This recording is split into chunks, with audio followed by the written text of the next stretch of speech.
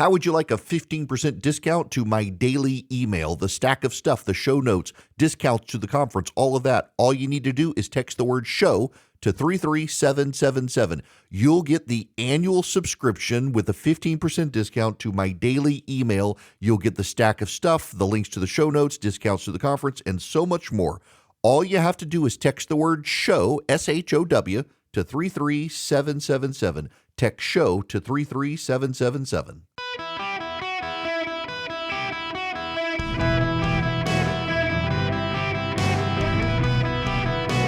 Welcome to the Eric Erickson Show podcast, Hour 1. Hello, America. Welcome. It is Eric Erickson here across the nation. The phone number 877-973-7425. My job here, I think this first hour, is to bring you up to speed on everything that is happening because things are happening very quickly. I need to start with the statement Marco Rubio made that is getting some traction by anti-Semites, claiming essentially that Marco Rubio and the United States acted because Israel forced us to. This is what Rubio said. The U.S. was forced to strike because of an impending Israeli action? No, let me two things I would say. Number one is, no matter what, ultimately this operation needed to happen. That's the question of why now. But this operation needed to happen because Iran in about a year or a year and a half would cross the line of immunity, meaning they would have so many short-range missiles, so many drones, that no one could do anything about it because they could hold the whole world hostage. Look at the damage they're doing now. And this is a weakened Iran. Imagine a year from now. So that had to happen. Obviously, we were aware of Israeli intentions and understood what that would mean for us, and we had to be prepared to act as a result of it. But this had to happen no matter what. Now, that's being characterized with that very short snippet at the end is being characterized as Rubio saying Israel forced our hand. What the Secretary of State meant was that we knew that Israel was preparing, because we gave them the intelligence to do it, to blow up the Ayatollah and his generals when they met in person. And so we decided to coordinate our response with Israel to time it then, but we were going to do it anyway since Iran was refusing to negotiate with us. This is not a matter of us doing it because Benjamin Netanyahu forced our hand, and anyone saying so is peddling anti-Semitism. And you need to understand that even on the right, this is happening. I'm very disappointed in people like Megyn Kelly and Matt Walsh and others now who are questioning whether or not we're beholden to Israel or some such. This may get you clicks and clout and may get you attention and people talking about you, so it drives your revenue stream, but it's seeding deep anti-Semitism on things that are not true in this country, and it's very, very disappointing to see. Now, while this is happening, Marco Rubio also said this. They're suffering a tremendous amount of damage. Honestly, again, I'm not going to give away the details of our tactical efforts, but the hardest hits are yet to come from the U.S. military. The next phase will be even more punishing on Iran than it is right now. Someone was screaming, how long will it take? I don't know how long it'll take. We have objectives. We will do this as long as it takes to achieve those objectives, and we will achieve those objectives. The world will be a safer place when we're done with this operation. Now, that second big hit came early this morning as the Iranian clerics were meeting in Quds at the former Iranian parliament building to pick the new Ayatollah. Israel dropped bombs on it. We get black smoke when we have no pope. We get black smoke when we have no Ayatollah. It's just different causes for the black smoke. In Iran, black smoke pouring out of the building as all of the clerics picking the Ayatollah were killed by Israel. Additionally, Saudi Arabia is thinking of getting in on the offense now and no longer maintaining just defensive positions. You have to understand, the Saudis hate the Iranians. The Iranians are their chief rival. They're a different branch of Islam. The Saudis do not like the Iranians acting as if they are the custodians of Islam. Even the Saudi fighters have for years trained on fighting the Iranians. Should it ever come to this, they're itching to get into this. This is Jennifer Griffin a short time ago on Fox News. Separately, Harris, well-placed military and diplomatic sources in the region tell me Saudi Arabia is very close to allowing its Air Force to strike targets inside Iran after facing unprecedented missile and drone attacks on its civilians, including incoming missiles today targeting Daman, its fifth largest city. Quote, the next 24 hours is going to be intense, I'm told. A line has been crossed, a well-placed official in the Gulf tells me. What's truly extraordinary, Harris, about this development is that it would not have been possible if Israel had not been brought in under U.S. Central Command at the end of the first Trump administration. Carrying out airstrikes takes tremendous deconfliction and coordination. CENTCOM used to be attached, Israel used to be attached to the European Command due to sensitivities with the Arab states that did not recognize Israel. That changed with the Abraham Accords. Donald Trump will go down in history as one of the most consequential men in modern history, in large part because he brought unity between Israel and the Arab nations who have for years hated Israel and now find themselves on the same side and working hand in glove together. In fact, you're seeing some of the anti-Semites in the United States media today raise conspiracy theories that it was Israel that dropped a bomb on Saudi Arabia's oil refinery when both Israel and Saudi Arabia say, no, it was an Iranian missile.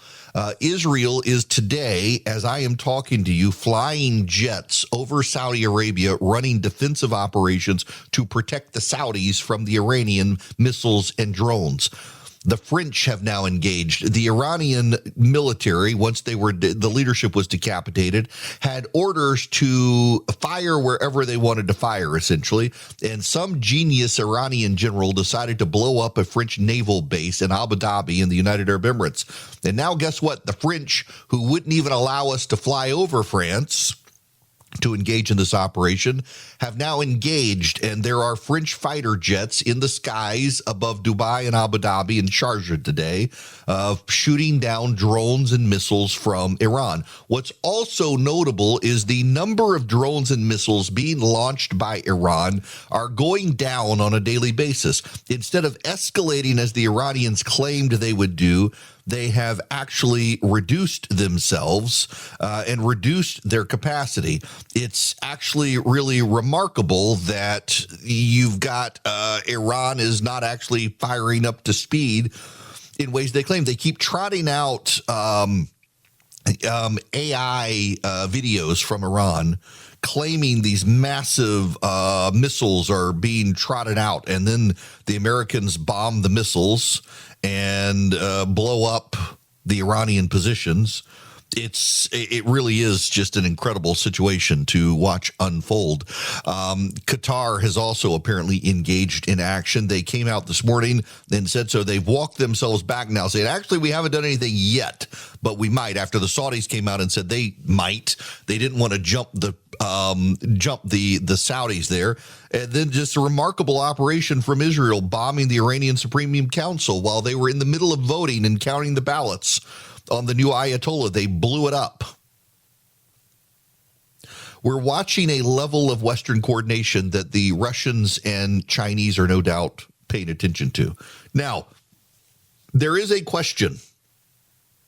And the question is, based on reporting from CBS and other sources, are we on the verge of running out of weapons? No, we are not on the verge of running out of weapons. What I find most notable, and follow along with me on this one, there are a lot of people who have wanted to send weapons to Ukraine to fight the Russians. I am one of them. I think better to have the Ukrainians kill the Russians than us. But many of my compatriots in wanting to arm the Ukrainians are deeply opposed to this mission in Iran, and they're starting to scream that we're running out of weapons. We're going to run out of weapons. We've only got a few weeks of weapons left.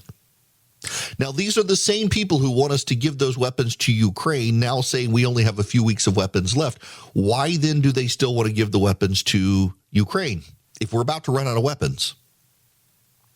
There are also people who hate the United States in the American press corps and in the American pundit class who are insisting that Iran has way more weapons and that Iran has done the math and they're essentially waiting out our weapons supply so they can fly their $50,000 drone against our $5,000 or $5 million missile, and the math works in their favor. Except what they don't seem to realize is that the second phase of this campaign is now targeting the drone and missile manufacturing of Iran. To go back to Marco Rubio's point, Iran was at the point where they not only had nuclear fissile material that they could use to make dirty bombs and put them in drones, they also had the drone and missile manufacturing. They had inordinately more rockets and missiles than the United States has in our whole arsenal. Think about that. Iran had more rockets and missiles than the United States in our whole arsenal. The problem for Iran is that we are a nation that is the fourth largest nation on the planet, and Iran is a nation that is only the size of Alaska. While it's very spread out and it's hard to get, they tend to cluster their weapons together in ways that we do as well, but we have more land mass and we're more protected because of the Atlantic and the Pacific. With Iran, they are surrounded, and we and the Israelis have been blowing up the positions. The Iranians sent out a message overnight of a missile coming out of a mountain. It was a shaft in a mountain where a very large missile was coming out on the bed of a truck. Before the sun rose this morning, the Israelis and Americans had fired guided cruise missiles through the door of that silo down the mountain hatch and blew up all of the missiles that were inside the mountain. The level of precision munitions that the United States and Israel has are second to none on the planet. And they're coming to bear in Iran, where the Iranians are incapable of matching what we're throwing at them. We're blowing up the storehouses of Iranian weapons. We are blowing up the capacity to make weapons. We are blowing up the Iranian Revolutionary Guard Corps. We are blowing up the Iranians in real time in Iran, and they cannot match what we are doing. It is a remarkable operation that we're able to pull off with the Israelis inside Iran in ways Iran cannot match.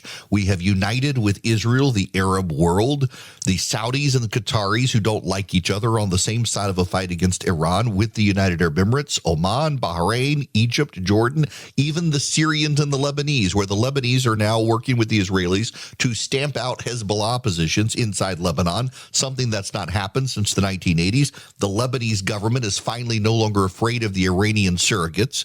In Syria, the government that is led by a man who used to work for ISIS and Al-Qaeda is now working with the Israelis to shoot down Iranian missiles flying over Syria towards Tel Aviv and Jerusalem. The entire Middle East is united. You know who's not united are the Europeans. You got the Spanish are blasting us before the European Union for warmongering. The British have barely offered any support until now. Once their bases were targeted by the Iranians in Cyprus, they decided to put themselves in defensive positions. The French, of all people, are offering more firepower and more planes in the sky than the British to help us. And in Washington, D.C., one thing the Trump administration does need to focus on is the consistency of their message. There isn't a great deal of consistency in the message. There are lots of reasons to go after the Iranians. We have 49 years of Iranians killing Americans. We're finally deciding to take action.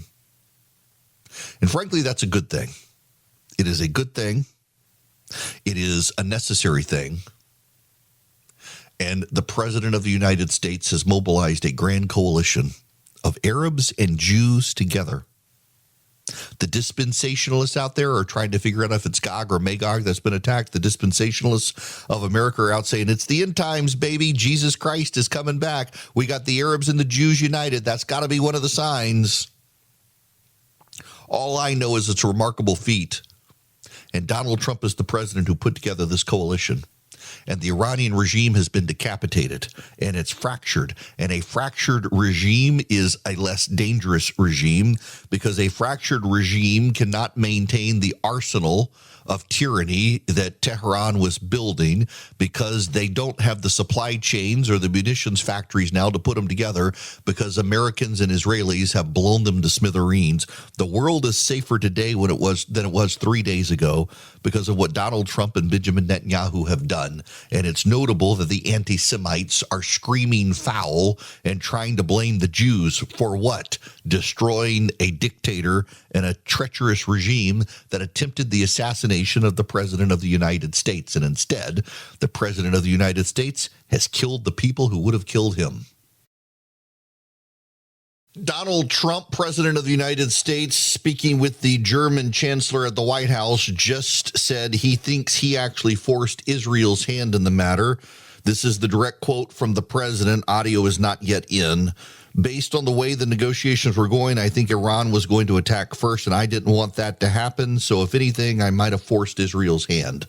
Now, this comes after Tucker Carlson and others claimed that Israel forced us to do this, and Tucker Carlson claiming that Qatar has arrested Mossad agents inside Qatar. The Qatari foreign minister denounced that as a lie today, saying it is not true. So, I mean, for everybody who thought that Tucker Carlson was just being paid by Qatar, maybe not, given Qatar distancing themselves from Tucker Carlson.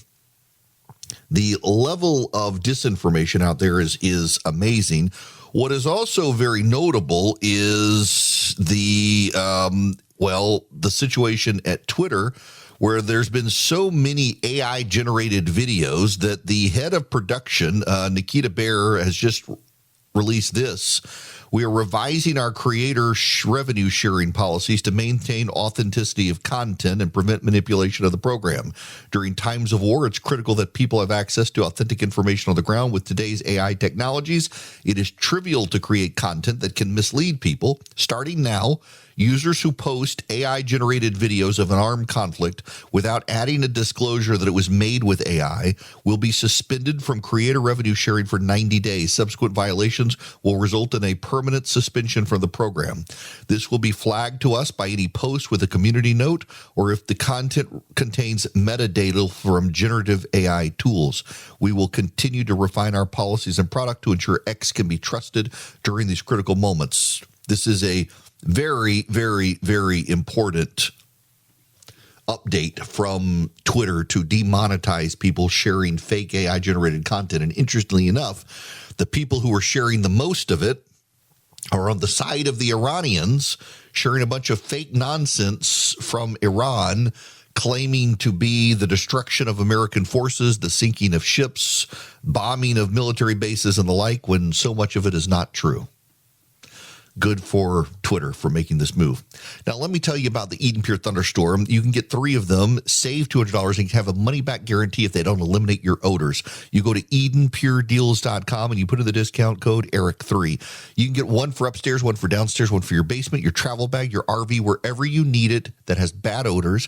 The Eden Pure Thunderstorm generates ozone, which kind of acts as odor bleach. It touches odor particles where you can't reach them and wipes them out at their source. It also gets rid of pollen, dust, pet dander. It kills 99.9% of bacteria and viruses with 3 mechanisms. The plasma kills the bacteria and viruses.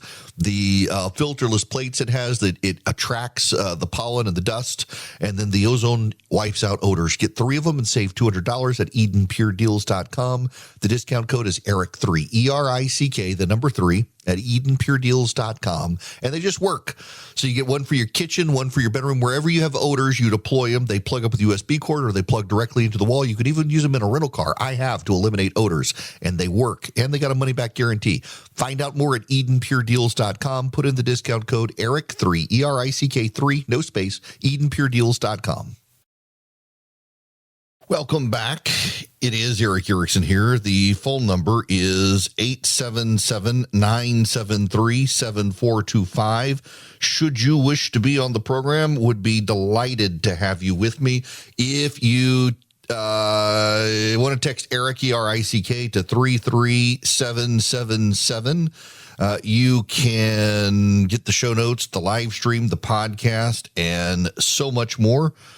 Now, I got to play you some audio that just came about the president talking about the engagement of the Europeans and specifically criticizing the Spanish. Well, some of the European nations have been helpful and some haven't. And I'm, very surprised. Germany's been great. He's been terrific. Others have been very good, terrific. I think that the head of NATO, Mark, is fantastic. Okay, Mark Rutte. I think he's fantastic. But some of the European, like Spain, has been terrible. In fact, I told Scott to cut off all dealings with Spain. Spain, first of all, it started when every European nation, at my request, paid 5%, which they should be doing. And everybody was enthusiastic about it, Germany, everybody. And Spain didn't do it. And now Spain actually said that we can't use their bases, and that's all right. We could use their base if we want. We could just fly in and use it. Nobody's going to tell us not to use it, but we don't have to. But they were unfriendly. And so I told him we don't want to. Spain has absolutely nothing that we need other than great people. They have great people, but they don't have great leadership. And as you know, they were the only country that in NATO would not agree to go up to 5%. I don't think they agreed to go up to anything. They wanted to keep it at 2%, and they don't pay the 2%. So we're going to cut off all trade with Spain. We don't want anything to do with Spain. Is the expectation for what's... And I'm not, by the way, I'm not happy with the UK either. That island that you read about, the lease, okay, he made it for whatever reason, he made a lease of the island. Somebody came and took it away from him. And it's taken 3-4 days for us to work out where we can land there. It would have been much more convenient landing there as opposed to flying many extra hours.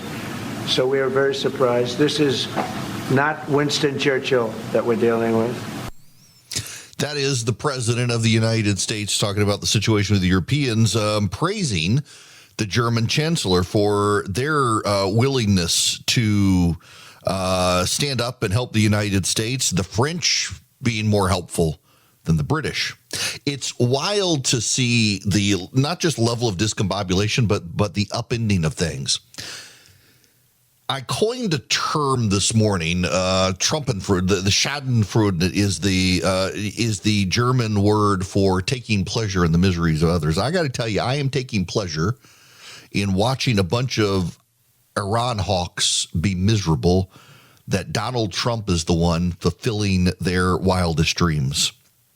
For years, there have been loud voices on the right demanding the overthrow of Iran. Let me read you one of these. 2 years ago, we wrote in these pages that we were entering with respect to Iran what Winston Churchill called in 1936 a period of consequences in which the era of procrastination, of half measures, of soothing and baffling expedients, of delays is coming to its close. And so it finally is. The Obama administration has remained committed to procrastination and half measures, to soothing and baffling expedients. But even friends of the administration now acknowledge the obvious. After all the diplomatic efforts and attempts at various forms of economic pressure, Iran is closer than ever to a nuclear weapons capability with a new enrichment facility, thousands more centrifuges spinning, and enough enriched uranium to produce 5 nuclear weapons. The last year has also witnessed a foiled Iranian plot to assassinate U.S. diplomats and their families in Azerbaijan, attempts to kill Israeli diplomats in the Republic of Georgia, Thailand, and India, and a plot to kill the Saudi ambassador and American bystanders at a Washington, D.C. restaurant.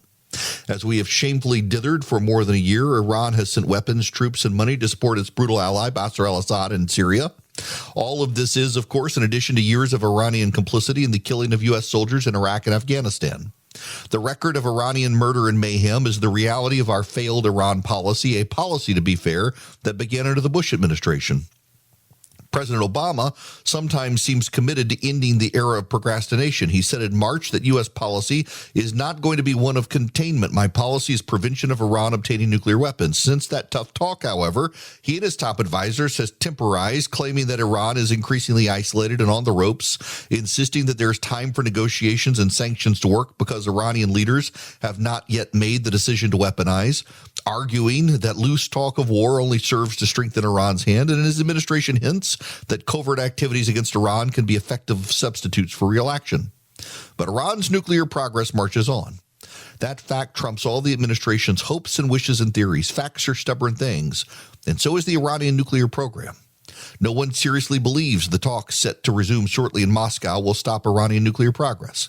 Indeed, the talks look increasingly like the farcical diplomatic progress pursued by the Bush and Obama administrations with respect to Iran's friend North Korea, a process that has resulted in a growing nuclear stockpile in that country and a series of unanswered North Korean provocations. But Iran is much more dangerous than North Korea. We don't expect the Obama administration to request an authorization for use of military force, but Congress can act without such a request. By doing so, it would serve the nation's interests and indeed the administration's, if the administration means what it says. Surely it is time for a concentration of congressional opinion and force capable of lifting our efforts to the level of emergency. The Obama administration may be committed to leading from behind, but Congress can choose to lead from the front. That's Bill Kristol. Bill Kristol, when he led the Weekly Standard, called for regime change in Iran, called for ending its nuclear weapons program, called for an attack on Iran, and oversaw the publication of a 5,000-plus word piece in the Weekly Standard calling for the end of the Iranian regime. Bill Kristol is now attacking Donald Trump for attacking Iran. Bill Kristol is known for two things: a supporter of the war in Iraq and an urger of destruction of Israel. Bill Kristol aligned with John McCain in 2008 when John McCain on a hot mic was singing "Bomb, bomb, bomb, bomb, bomb, Iran, bomb, bomb, bomb, bomb, bomb, Iran." Bill Kristol cheered him on. Bill Kristol has long wanted the destruction of the Iranian regime, and now he's getting it, and he's miserable. So there's the HBO show Succession. It was 3 seasons. You know, I know very few people who actually watched to the end of it. They saw the patriarch of the family dynasty die, spoiler alert, and that was kind of it. You knew where it was going to go after that. People stopped watching. There's actually, the first 2 seasons were remarkably well written, and the common theme from even the producer and writer of Succession said that if you want to understand the show, what you've got to understand is it's very much like the monkey's paw. Everyone gets exactly what they want, and they are miserable because of it. Bill Kristol is getting exactly what he wants. The only thing Bill Kristol has been consistent about for the last 30 years has been the destruction of Iran, and now he's getting it, and he's miserable. Quote, Israel will at some point be forced to take military action against Iran unless the Obama administration undergoes an epiphany and reverses course. War is a horrid prospect, as is the potential for massive loss of life, but not as horrid as that of a nuclear-armed Iran. That's Jennifer Rubin, who at the time was writing in commentary and then moved to be the conservative supposed voice at the Washington Post and now has some Substack that she does. She's now arguing that Iran is no imminent threat and that the Trump administration should not have engaged Iran. This is the same woman who for years argued Republicans needed to actually move the embassy, American embassy in Tel Aviv to Jerusalem, and blasted the Bush administration for making the promise and refusing to do so. She urged Mitt Romney to do it. She urged John McCain to do it. When Donald Trump actually did what Jen Rubin wanted throughout the early 2000s, Jen Rubin attacked him, claiming it was a provocation to war and destabilizing in the Middle East. Jen Rubin also wanted the death of Qasem Soleimani Soleimani, and Donald Trump did that, and she attacked him for that as well. He gave her exactly what she wanted, and she's miserable. And then there's Max Boot. Max Boot is another quote-unquote neocon voice. He, by the way, is married to Sumi Terry, who was indicted and arrested for allegedly acting as an unregistered foreign agent for the South Korean government. Boot, I'm reading now from Wikipedia, co-authored an opinion piece with Sumi Terry for the Washington Post in 2023. According to prosecutors, the article was written at the behest of South Korean officials and used information they provided without disclosing the involvement of the Korean government. Boot has not himself been accused of any wrongdoing. Boot has long wanted regime change. He once compared Iran to North Korea. He opposed Barack Obama's Iran deal. He urged an aggressive response to Iran's mullahs and wanted the end of the nuclear weapons program. And now this is his piece in the Washington Post, the headline: "There is no reason to think this war with Iran is necessary.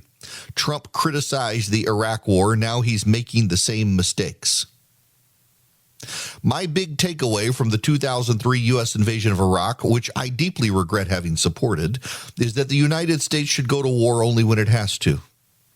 It should not engage in preventative wars against nebulous threats based on suspect intelligence and without a clear end game. Now, this is a conversion of convenience for Max Boot, who he was blasting Barack Obama for not taking on the mullahs of Iran. Well, after he supposedly had his change of heart on the Iraq war, he was still willing to defend it. Only now that Donald Trump is president, does Max Boot not like what's happening.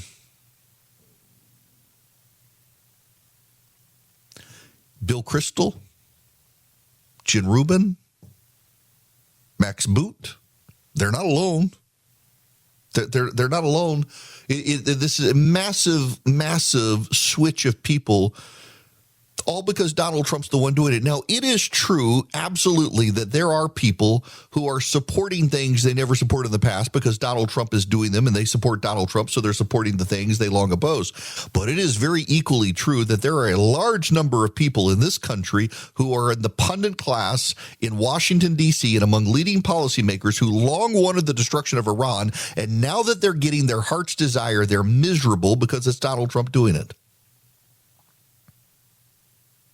Let me read you someone else. Of Donald Trump, he writes, quote, "Given Trump's gargantuan exercises of executive discretion regarding great matters of state, it might seem quaint to wonder why he cannot be stopped from treating Washington as his chew toy. This would be unworthy of our nation if he had exquisite taste. The fact that he revels in being a vulgarian takes a toll on the nation's soul." He also wrote, "The president probably agrees with the wit who said that the trouble with facts is there are so many of them." And also Donald Trump, who often makes even defensible actions grating, acted on the White House with unapologetic unilateralism. That's all George Will, who is a longtime critic of Donald Trump, who probably has been a critic of Donald Trump longer than even Bill Kristol. And yet, as I mentioned yesterday, this is George Will. Quote, "The U.S. action for regime change in Iran is not sufficient to produce regional tranquility. It is, however, a necessity for beginning to reestablish a precondition for a more peaceable world, the credibility of U.S. deterrence. Today, Vladimir Putin is watching Venezuela, Iran, and soon perhaps Cuba join Syria as vanquished clients. The swiftness of their downfall illustrates the hollowness of Russia's claims to be a formidable global actor." In one of history's stranger caroms, October 7th led to a regime change at Harvard and other universities and forced a U.S. reckoning with anti-Semitism's infection of both extremities of the political spectrum. George Will is a frequent critic of Donald Trump and of J.D. Vance and is willing to say they got it right here. They're doing the right thing. And then you have people like Max Boot and Jen Rubin and Bill Kristol and so many more who are miserable that Donald Trump is overthrowing Iran. And it's exactly what they've wanted. This is Trumpenfreude. It is getting pleasure at watching these Iran hawks be miserable at getting their heart's desire because Donald Trump is the one doing it. You know, there is Trump derangement syndrome. There are people who cannot criticize Donald Trump. They will excuse everything he does. They will rationalize everything he does. There are also people who suffer Trump derangement syndrome who cannot give him the benefit of the doubt, will not say anything of praise, will not credit him when he's right. All they can do is attack him. We are watching people with broken brains and broken hearts get what they've always wanted and be miserable because Donald Trump is the one giving it to them, and we should all laugh at them.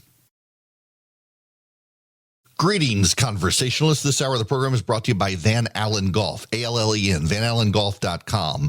Text golf to 33777. Find out more about Van Allen Golf, a great company, good friends of mine, and I love my Van Allen Golf putter. I used it this weekend on the golf course.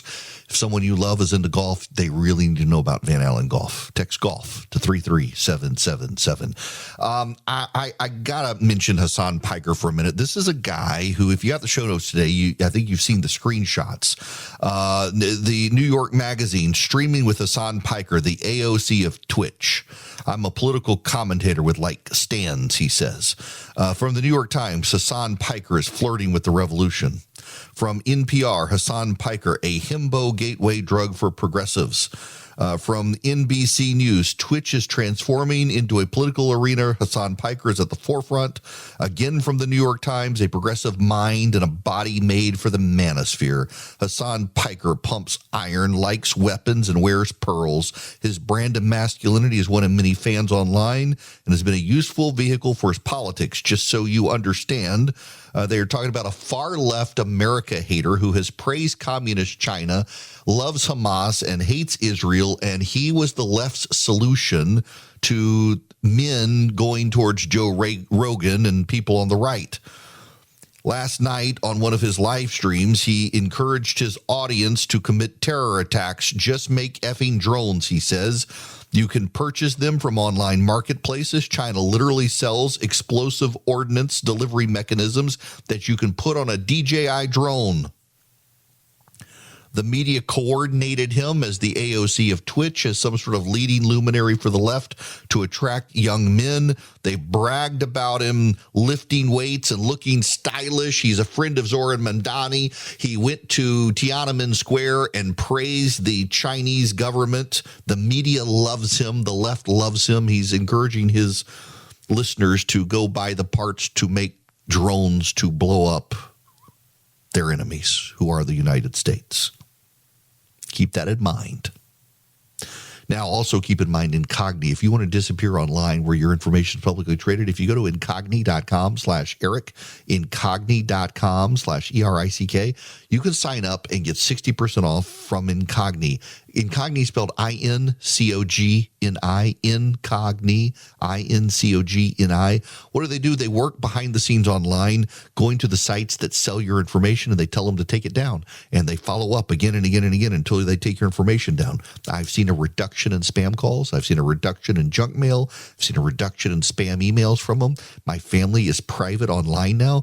You used to be able to go online to a particular sort of people broker site that sold your data, and they tied me not just to my family, but to my kids online. That was actually why I started using Incogni, and they went to that website and had them take down all my information and have kept going. Over 300 websites they've taken my information off of. And if you have custom URLs, you can send them to Incogni as well to keep yourself private online. Incogni, I-N-C-O-G-N-I, incogni.com/Eric.